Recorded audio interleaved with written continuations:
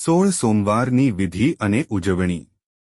વિધિ: સર્વ મનોકામના પૂરી કરનાર અને સર્વ દુઃખ હરનાર અતિ ચમત્કારી મહાદેવજીનું 16 સોમવારનું વ્રત શ્રાવણ માસના પહેલા સોમવારથી શરૂ કરવું.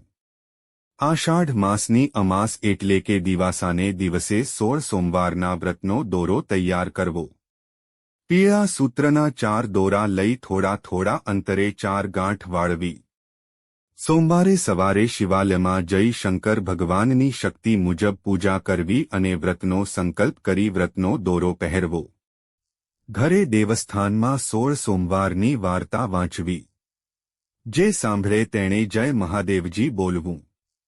સાંભળનાર ન હોય તો ઘીના દીવા સામે વાર્તા વાંચવી અને પ્રભુની આરતી કરવી. પછી ગોળ, ઘી અને ઘઉંના લોટનો લાડુ બનાવી તે ખાઈને એકટાણું કરવું.